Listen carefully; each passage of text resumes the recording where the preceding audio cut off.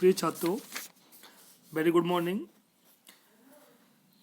इससे पहले मैंने आपको बताया था किस प्रकार नाइट्रोजन यौगिकीकरण या नाइट्रोजन स्थिरीकरण किया जाता है। उसकी दो विधियां बताई थी आपको। पहली जो विधि थी वो थी कृत्रिम विधि। कृत्रिम विधि में मैंने आपको बताया था किस प्रकार से जो आर्टिफिशियल मेथड है उसके द्वारा जो हमारा नाइट्रोजन है उसका स्थिरीकरण या फिक्सेशन किया जाता है। दूसरी जो हमारी विधि थी वो है प्राकृतिक विधि।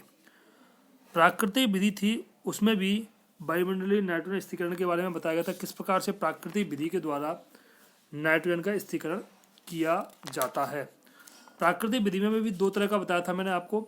एक तो वायुमंडल की नाइट्रोजन का स्थिरीकरण सीधा ही किस प्रकार से होता है, जो मैंने आपको बताया था कि वर्षा ऋतु में जो बिजली चमकती है उससे किस प्रकार से जो वायुमंडल की नाइट्रोजन है वो हमारे उसमें नाइट्रेट या नाइट्राइट में परिवर्तित हो जाती है, उसका निर्माण होता है जिसके द्वारा पेड़ पौधों द्वारा उसको अवशोषित कर लिया जाता है। दूसरी थी वो थी जैविक नाइट्रोजन स्थिरीकरण।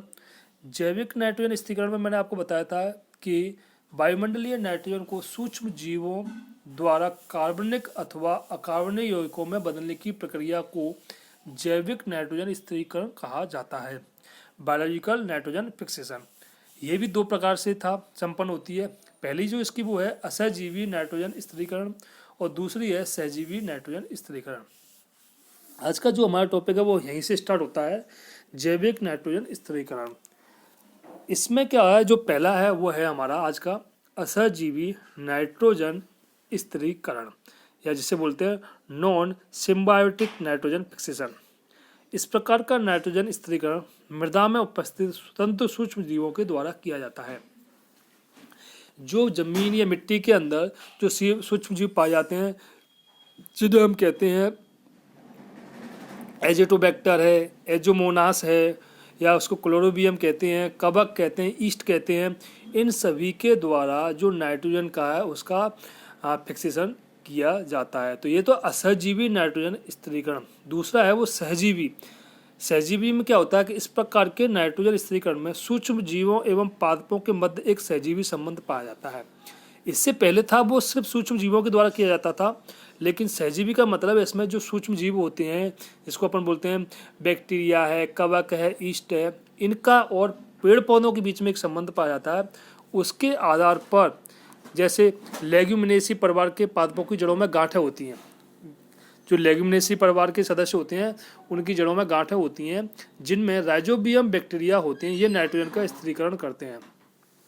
कुल मिला के जो बैक्टीरिया हैं वो पेड़ पौधों की जड़ों में पाए जाते हैं। उसके आधार पर वो वायुमंडलीय नाइट्रोजन का सीधा नाइट्रेट या नाइट्राइट में परिवर्तित कर देते हैं और पेड़ पौधे उसको फिर अवशोषित कर लेते हैं। तो इसमें जो है वो है राइजोबियम जो बैक्टीरिया है, यह पेड़ पौधे जो लेग्यूमिनेसी जो कुल है उसकी जड़ों में पाया जाता है और उसके द्वारा पेड़ इनका नाइट्रोजन का स्थिरीकरण किया जाता है। ये नाइट्रोजन स्थिरीकरण कहलाता है।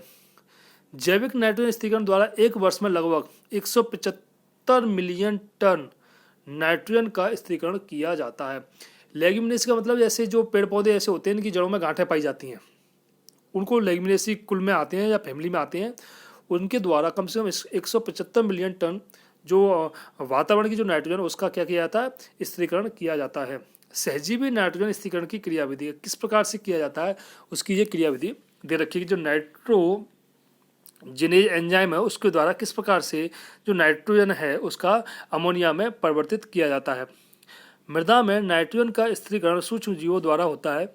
नीली हरी शैवाल जिसे हम बोलते हैं क्या, ब्लू ग्रीन एल्गी, तथा लेग्यूमिनेसी परिवार के पौधों की जड़ों की ग्रंथियों में पाए जाने वाले बैक्टीरिया राइजोबियम वायुमंडलीय N2 का उपयोग करके उपयोगी NH3 में परिवर्तित कर देते हैं।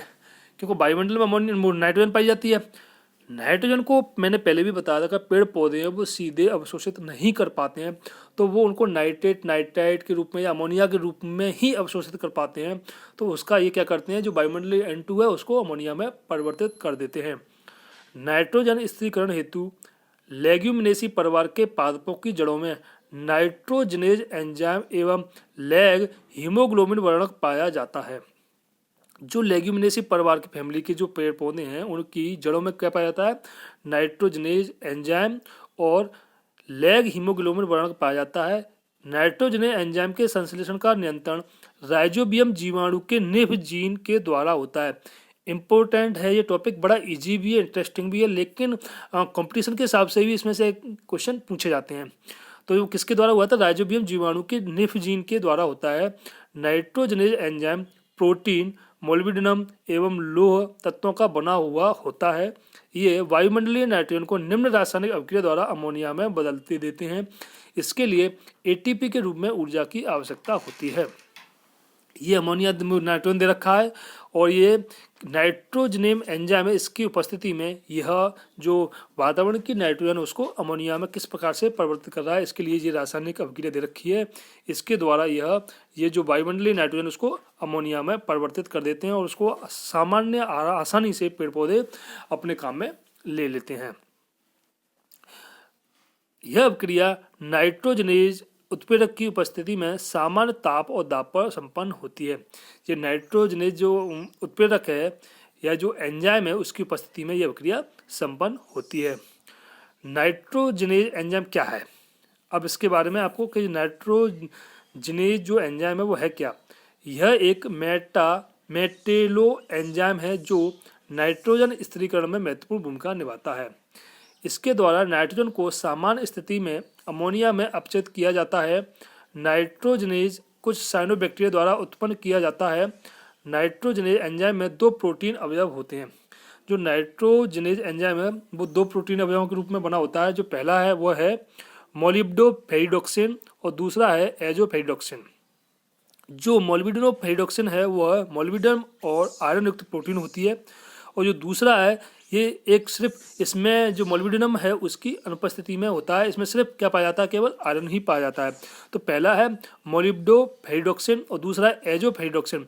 इसमें तो मोलिब्डेनम और आयरन दोनों पाए जाते हैं और जो नीचे वाला है उसमें मोलिब्डेनम की अनुपस्थित होता है और इसमें सिर्फ आयरन पाया जाता है।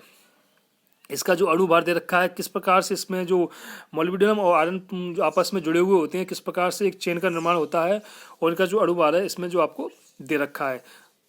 इसके बाद जो नाइट्रोजनेज द्वारा नाइट्रोजन के स्थिरीकरण के लिए एक उत्प्रेरक अभिक्रिया चक्र है, किस प्रकार से जो नाइट्रोजनेज एंजाइम है वो वायुमंडलीय नाइट्रोजन को अमोनिया में किस प्रकार से परिवर्तित करता है, उसका एक जो साइकिल दे रखा है जिसको हम बोलते हैं नाइट्रोजन साइकिल भी बोलते हैं।